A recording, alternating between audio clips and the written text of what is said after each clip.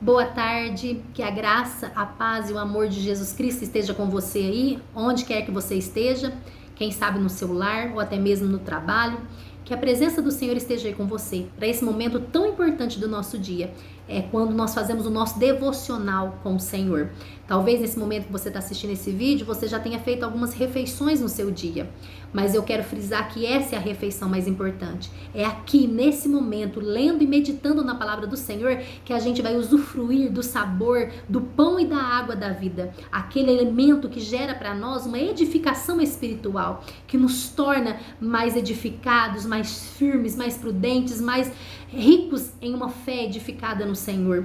Que nesse momento o Senhor possa se revelar a nós, porque como eu disse há um vídeo atrás, a Bíblia é o único livro que você tem o prazer, o privilégio de ler estando do lado do próprio autor. O Senhor está aqui no meu e no seu lado, se revelando a nós, trazendo para nós a verdadeira sabedoria que vem do céu, nos mostrando seus atributos, a sua soberania, o quão Ele é maravilhoso e exatamente o que nós precisamos. Nós vamos hoje ler o capítulo 10 do Evangelho de Mateus.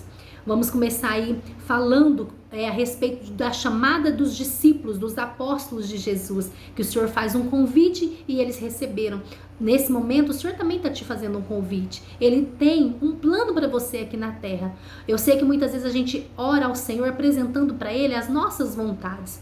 Dê para Ele o privilégio nessa tarde, que você vai perceber que o privilégio é seu e não dele. É a riqueza que você recebe em ouvir a vontade dEle, para que Ele te apresente quais é os planos que Ele tem para você aqui nessa terra. E você vai se surpreender do quão maravilhosos são os projetos que Deus tem para minha e para sua família, para mim e para sua vida. Porque como eu gosto muito de frisar, a vontade dEle é boa, não só boa, é perfeita e agradável, porque o Senhor sabe exatamente do que a gente precisa.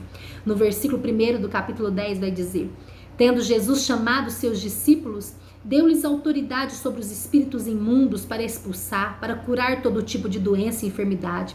Ora, os nomes dos 12 apóstolos são estes: primeiro Simão, chamado Pedro, e André, o seu irmão, Tiago, filho de Zebedeu, João, seu irmão, Felipe e Bartolomeu, Tomé e Mateus, o publicano, Tiago, filho de Alfeu e Tadeu, Simão, o zelote e Judas Iscariotes, que foi quem o traiu.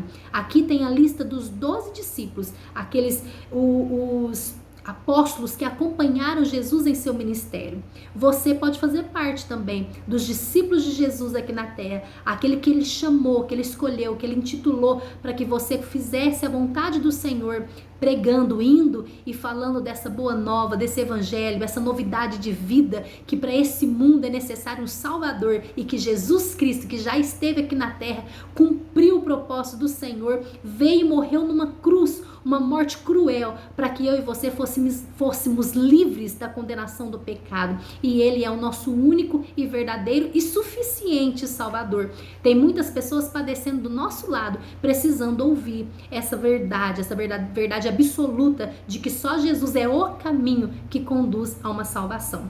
O versículo 5 vai dizer: Jesus enviou esses 12, dando-lhes as seguintes instruções: não tome o caminho que leva aos gentios e nem entre na cidade dos samaritanos, mas dê preferência, procurem as ovelhas perdidas da casa de Israel.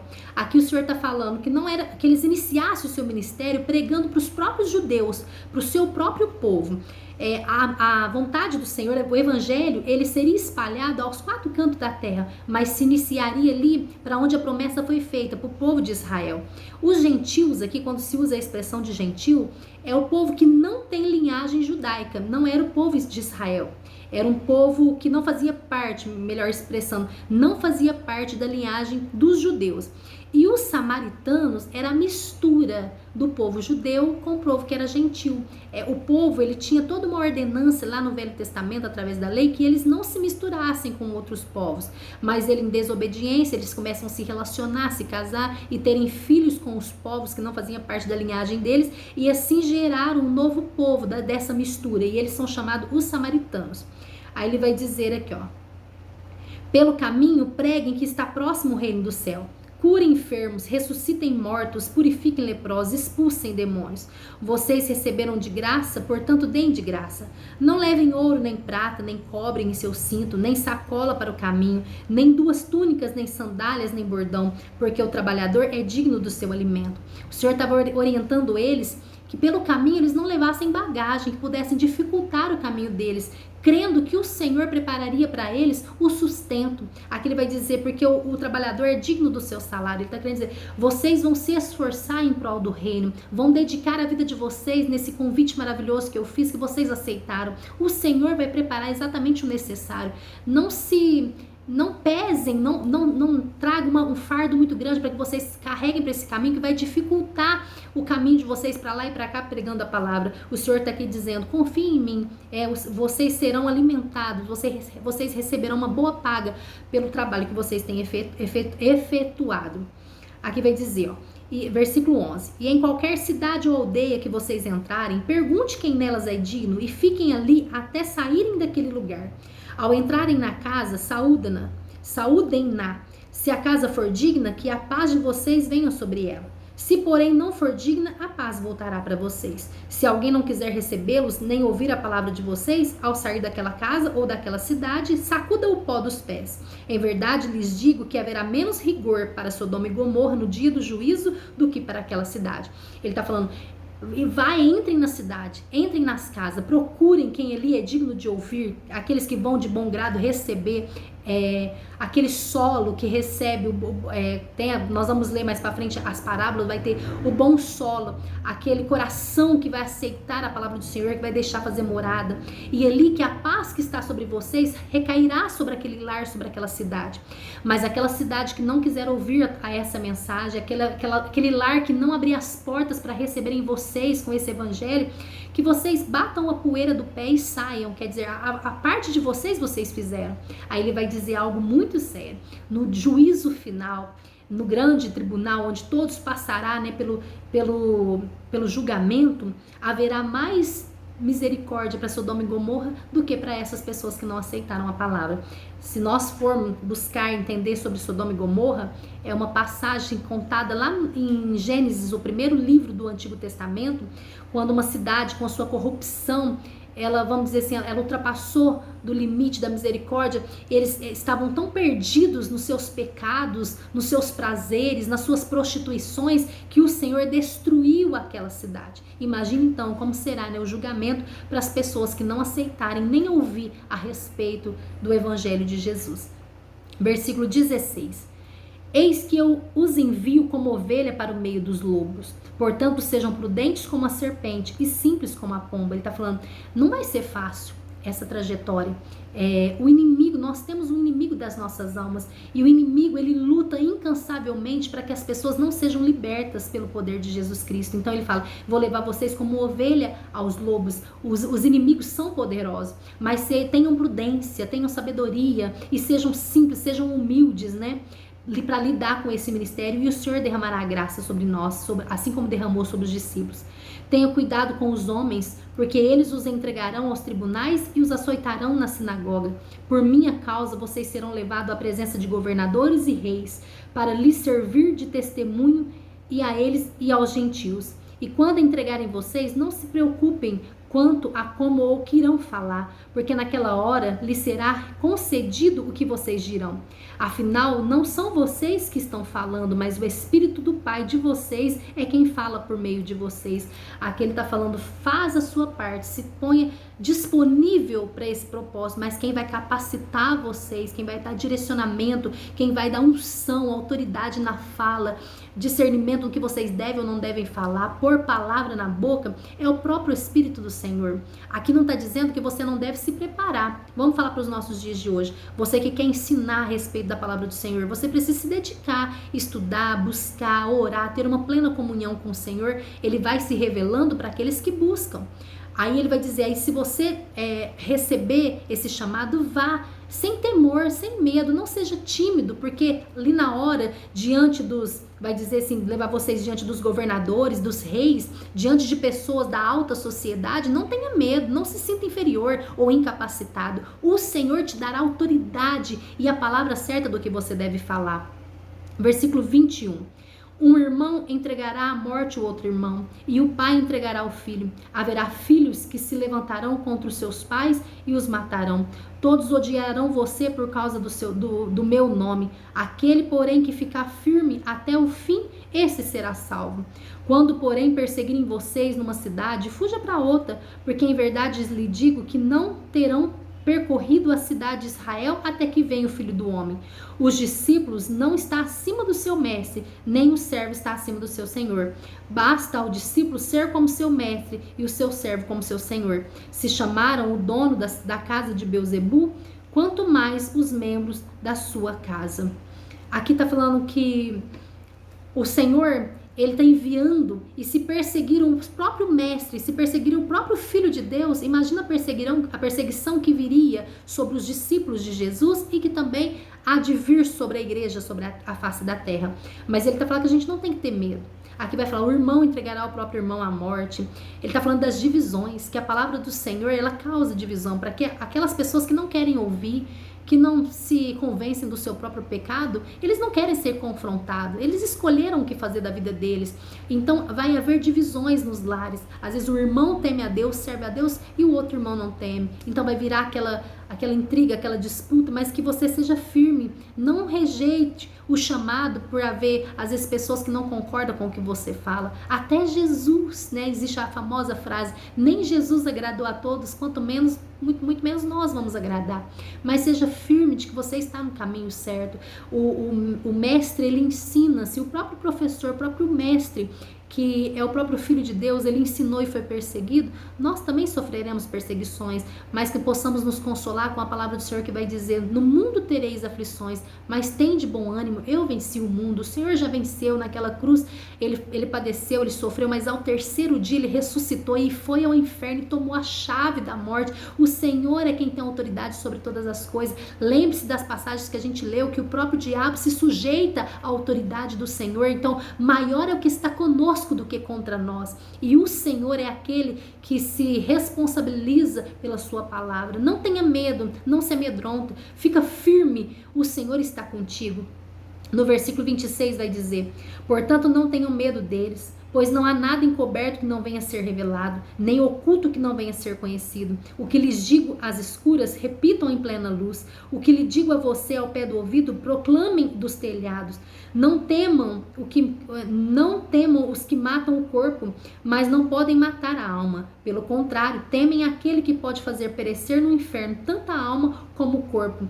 Não tenha medo dos homens, que nós possamos ter medo no sentido assim, temer a Deus. Não medo do Senhor, porque Ele quer ter comunhão conosco, nós temos prazer de se relacionar com Ele. Mas o Senhor é o único que pode condenar o inferno, tanto o corpo quanto a alma. Não se vendem 2 pardais por uma moedinha. É uma pergunta. Não se vendem 2 pardais por uma moedinha? Entretanto, nenhum deles cairá no chão sem o consentimento do Pai de vocês.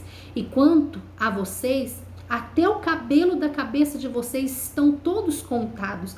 Portanto, não temam, vocês valem bem mais do que muitos pardais. Aqui está querendo dizer assim, eles podem até vender os pássaros por poucas moedinhas, mas só morrerá se Deus permitir. Aqui está dizendo que até quantos fios de cabelo. Acho lindo isso, até citei num outro vídeo. Eu não sei quantos fios de cabelo tem na minha cabeça. Pode ser a pessoa que tem às vezes poucos cabelos, tem um cabelo ralo, não consegue contar. Mas o Senhor sabe exatamente quantos fios de cabelo tem na nossa cabeça. Ele sabe dos nossos pensamentos antes da gente pensar. Ele conhece todo o nosso íntimo, nosso particular. Ele sabe o que a gente precisa, o que nós desejamos. Então, pensa no poder. Ele é o Todo-Poderoso. Pensa na autoridade que esse Deus tem e Ele está conosco. Versículo 32, portanto todo aquele que me confessar diante dos outros, também eu confessarei diante do meu Pai, que estás no céu, mas aquele que me negar diante das pessoas, também eu negarei diante do meu Pai, que estás no céu. 34, não pense que vim trazer a paz à terra, não vim trazer paz, mas a espada, pois vim causar divisão entre homem e seu pai, entre filho e sua mãe, entre nora e sua sogra, assim Os inimigos de uma pessoa serão os da sua própria família, da sua própria casa. Quem ama seu pai ou a sua mãe mais do que a mim, não é digno de mim. Quem ama o seu filho ou sua filha mais do que a mim, não é digno de mim. Quem não toma sua cruz e vem após mim, não é digno de mim. Quem acha sua vida, a perderá. E quem perder sua vida por minha causa, esse a achará. Quem recebe vocês, é a mim que recebe. E quem recebe a mim, recebe aquele que me enviou. Quem recebe um profeta no caráter de profeta, receberá a recompensa de profeta. Quem recebe um justo no caráter de justo, receberá a recompensa de justo. E quem der de beber, ainda que seja um copo de água fria a um desses pequeninos, por ser este meu discípulo, em verdade lhes digo que de modo nenhum perderá sua recompensa. Então aqui o Senhor está frisando. O Senhor é amor, Ele é amor. Ele é misericórdia, Ele é misericórdia.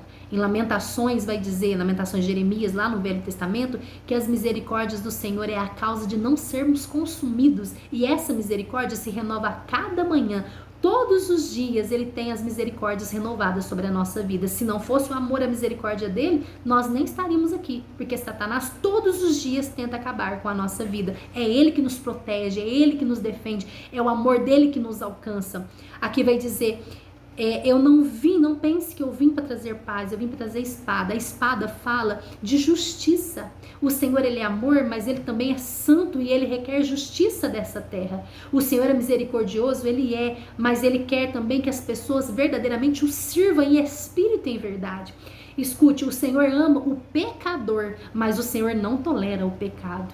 O amor do Senhor, Ele nos alcança, mas Ele fala, venha como estás, mas Ele não fala, permaneça do jeito que você estiver. Ele está querendo dizer assim, venha você com a sua lepra, com as suas enfermidades, com os seus pecados, com a sua impureza, cheirando mal ao meu nariz, mas deixe-me te tocar. Com apenas um toque, eu transformo a tua vida, eu transformo o teu caráter, eu mudo a sua história, eu quero transformar a sua vida.